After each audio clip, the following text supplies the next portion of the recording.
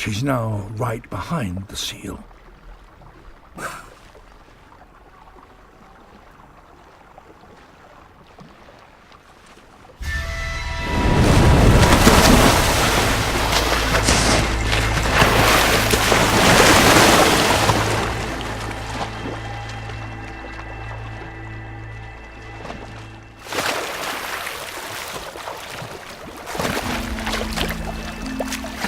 Incredibly, she caught the seal underwater. It's only small, but even so, its blubber alone will contain 100,000 calories. Well, in episode 5 of Survivor, the Blue Tribe returns back from Tribal after Crazy Alan got voted out, and Ashley is in absolute shock, slack-jawed shock, that Joel actually had an idol. She apparently didn't really believe that he did, and Joe is very proud of the performance that he put on, pretending to be scared and tricking them all to vote for him. Credit where credit is due, that's a good move. Desi was worried that maybe he overplayed his hand and made it too obvious that he wanted them all to vote for him, but his crazy reputation kind of worked in his favor. Everyone's like, yeah, he is crazy. He would do something like that. He would start an argument to get us all to vote for him. And it worked. He played his idol. He flipped the votes back the other way. Crazy Alan went home. Why they took out Crazy Alan, I actually would like to know. I mean, why not Ashley? Why not Devon? I guess anyone, as long as it's not you. Devon, however, still wants to target Joe, and so does Ashley. So the two of them reaffirm that they're going to stick together no matter what. I don't think that's a good move. It's 2 versus 2. If neither side of you is able to turn someone over, it's just going to come down to drawing rocks, and then it's random chance of which one of you goes home. Like, I sort of find myself thinking from the perspective of Ashley for some reason, and if I were Ashley, I would actually try to side with Joe now, because I'd say, good play, man. Look, the way I see it, I've tried to take you out, and it didn't work, so if you can't beat him, join him. Let's all vote out Devon, because I'd rather be on the winning side than just go to rocks and take a 50-50 chance. And I think Joe would definitely respond to that. He doesn't want to go to rocks either. And you might say, no, it's dangerous to keep Joe around because he's too much of a player. I actually don't think so, because now that he's made this big move, he's now a big target, so you can use him as a shield. And because he's so unpredictable, he wouldn't be that hard to turn an alliance against if you needed to. So I'd actually keep him around to use him as a shield and help to disguise some of the moves I do in the background. Let him run his course. Of course, I think he'll die a natural death before he gets to the end. I don't think he'll necessarily need to be assassinated by you. I think he'll eventually burn himself out. But I definitely try to get on Joe and Desi's good side so that I would not be on the receiving end of the votes later. Over in Red Tribe, we open up with a quite interesting and quite touching moment where we have Ben, who, as he's walking past the fire, a piece of bamboo that's in the fire makes one of those popping sounds, and it sounds very similar to gunfire, and Ben, being an ex-Marine, naturally that triggers the response in him, that you hear a bang, bang, bang, bang, and you duck for cover. Obviously, that's sort of ingrained in his instincts after his years in the military, and it's very difficult to deprogram that. So poor old Ben, he has a little bit of PTSD and he has to go off on his own to just kind of clear his head for a bit. These war vets, they really do go through a lot. I mean, the war doesn't end for them when they come home. In some ways, the battle only just begins when they come home. And I think the fact that he's able to be on the show like Survivor and do what he does, and I mean, he holds himself together on the show very well. He, as he said, he's doing this to sort of show other veterans that there is light at the end of the tunnel. You can make it through, and good on you, Ben. I hope your message does get out there and you can help other people with this. Meanwhile, though, Cole is being a total pig.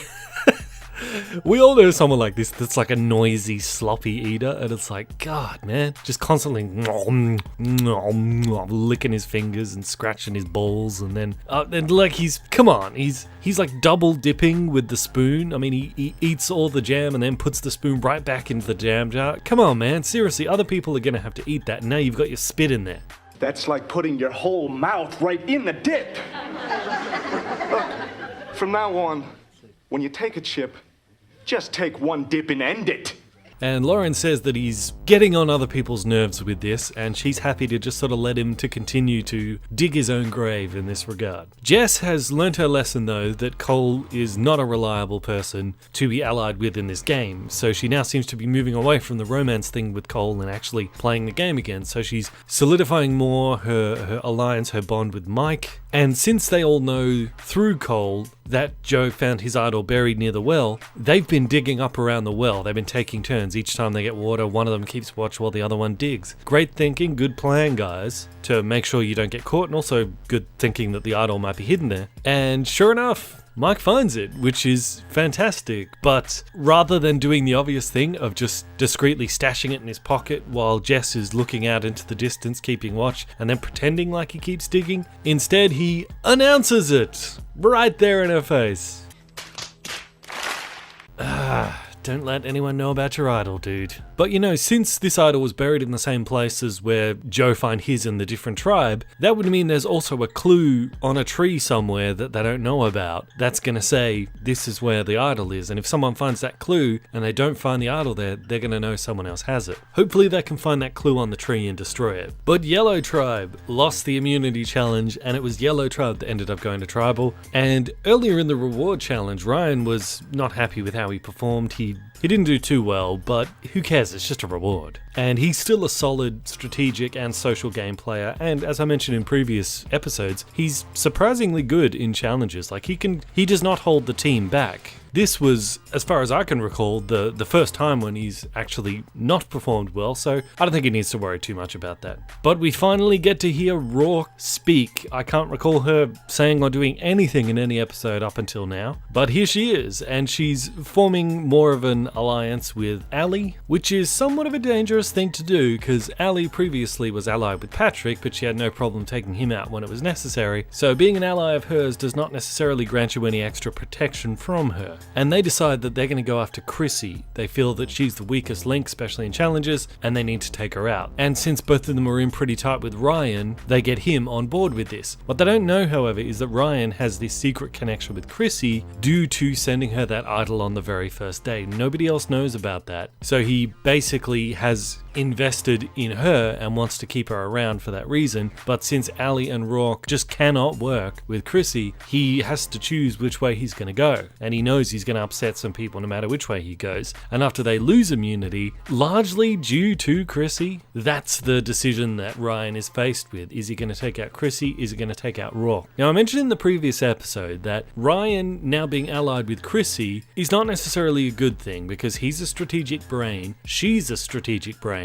and the biggest threat to a brain is a bigger brain, and she is a bigger brain than Ryan. So I said that I hope he's able to identify that and take her out before she eventually takes him out, because the odds that these two are going to sit next to each other at the end are very slim, so only one of them can survive. And here, Ryan has an opportunity to take her out. It might be his only opportunity to take out Chrissy if that's what he wants to do, but of course, he hasn't been around her long enough to really understand what a threat she is yet. And according to Chrissy, there is another threat out there, Rourke. Chrissy says that Rourke is the best strategic player in this tribe after her. Considering how accurate she's been with her assessments of people in her previous tribe, I would say we should believe that, but based off the edit that we've got, we know almost nothing about Rourke, so it's very difficult for us to understand why Chrissy is saying that. I'm sure there is good reason why she's saying that, but we just don't know what it is, because we don't know anything about Rourke. We've barely even seen her. But Chrissy did say it's very difficult for her to get a read on Rourke. Maybe that's the reason she's like a big threat to Chrissy, because she's so accurate at reading people. If there's one person you can't read, that's an anomaly you have to get rid of. You have to deal with it. But Chrissy pitches an all-girls alliance to Rourke, who doesn't buy it for a second, and Chrissy knows she doesn't buy it for a second. But it turns out the only reason she's doing that is so she can turn around to JP and say, Rourke pitched me an all-girls alliance. And because JP, as Chrissy explained in her analysis of him, is not particularly smart, he immediately believes her and just says,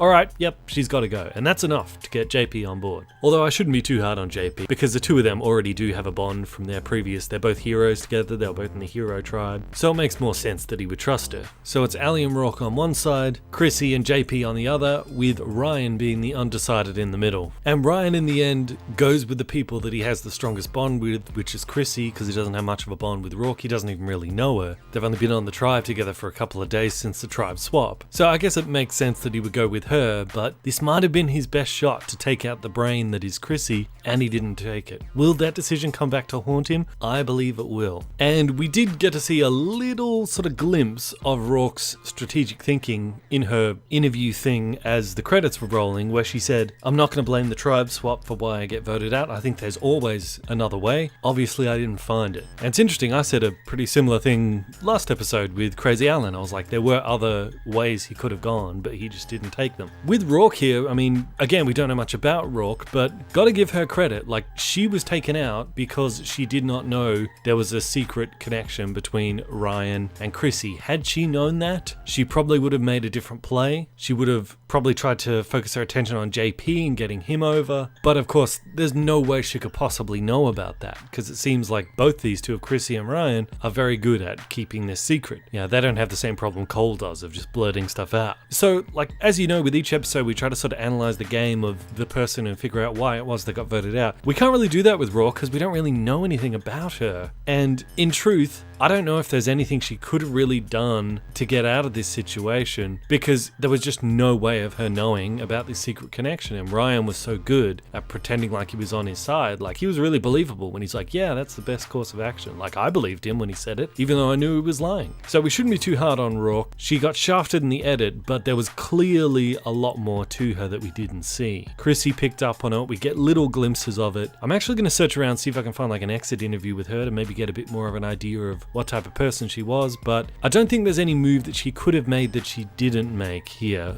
based off the information that she had. And I think Ryan missed an opportunity to take out a threat, which will come back to haunt him in the end. At least, I think so. So put your thoughts in the comments section below. What did you think about the episode, and what do you think Rourke could have done differently to avoid getting voted out? I am Bandit, this is Bandit Strategy. Until next time, I'll see you guys in the comments.